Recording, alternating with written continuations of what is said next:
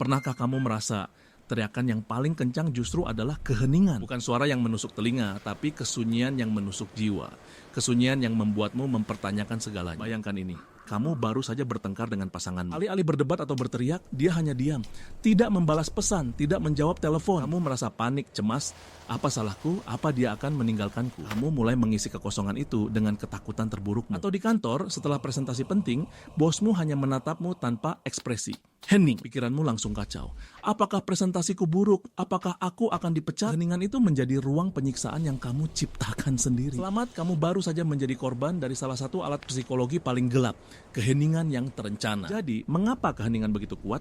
Jawabannya sederhana. Otak kita benci kekosongan. Kita adalah makhluk sosial yang terprogram untuk mencari makna dan koneksi. Ketika dihadapkan dengan keheningan dari orang penting, otak menganggapnya sebagai ancaman. Ini memicu respons lawan atau lari. Tapi bagaimana kamu bisa melawan ketiadaan? Kamu tidak bisa. Jadi otakmu mulai panik dan mencoba mengisi kekosongan itu. Biasanya dengan skenario terburuk yang bisa kamu bayangkan. Manipulator cerdas tahu ini. Mereka menggunakan keheningan bukan sebagai ketiadaan komunikasi, tapi sebagai bentuk komunikasi yang sangat kuat dan kejam. Ini disebut perlakuan diam atau silent treatment, sebuah bentuk agresi pasif. Keheningan memberikan mereka semua kekuatan.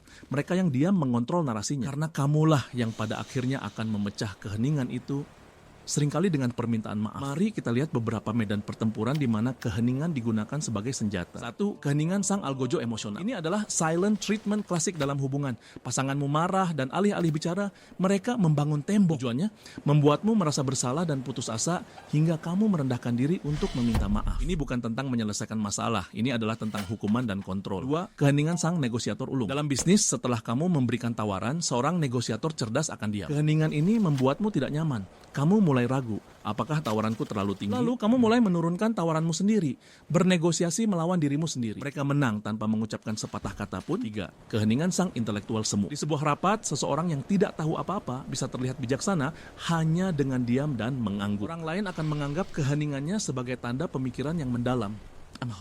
Padahal mungkin otaknya hanya memikirkan makan siang. Ini adalah cara mendapatkan status sosial dengan usaha minimal. 4. Keheningan sang penghindar. Ketika ditanya pertanyaan yang sulit atau tidak nyaman, mereka hanya akan diam dan menatapmu. Ini adalah taktik untuk membuatmu merasa tidak sopan karena telah bertanya. Mereka membalikan tekanan kepadamu, berharap kamu akan merasa canggung dan mengubah topik. Jadi, bagaimana cara melawan senjata tak terlihat ini? Bagaimana cara merebut kembali kekuatan? Nomor 1, sadarilah permainannya. Langkah pertama adalah identifikasi. Sadari bahwa keheningan ini bukanlah kebetulan, melainkan sebuah taktik. Ini bukan tentang kamu, ini tentang kontrol. Dengan menyadarinya, kamu melepaskan diri dari rasa bersalah. Nomor 2, jangan isi kekosongan. Ini yang paling sulit. Lawan keinginan untuk terus berbicara, menjelaskan, atau meminta maaf. Ketika mereka diam, kamu juga bisa diam. Tunjukkan bahwa taktik mereka tidak mempengaruhimu. Tarik napas, hitung sampai 10. Kekuatan ada pada siapa yang paling nyaman dengan kesunyian. Nomor 3, narasikan apa yang terjadi. Alih-alih menebak-nebak, sampaikan pengamatanmu secara netral. Gunakan I statements. Contoh, aku perhatikan kamu diam sejak tadi. Aku merasa bingung dan ingin tahu apa yang kamu pikirkan. Ini memindahkan fokus dari permainan mereka ke komunikasi yang jujur. Kamu tidak menuduh, kamu mengundang. Nomor 4, tetapkan batasan. Jika ini terus berlanjut, kamu perlu melindungi dirimu sendiri. Katakan, aku ingin menyelesaikan masalah ini, tapi aku tidak bisa melakukannya sendiri. Ini menunjukkan bahwa kamu menghargai dirimu sendiri lebih dari kamu takut pada keheningan mereka. Terakhir, nomor 5, gunakan keheningan secara positif. Keheningan tidak selalu jahat.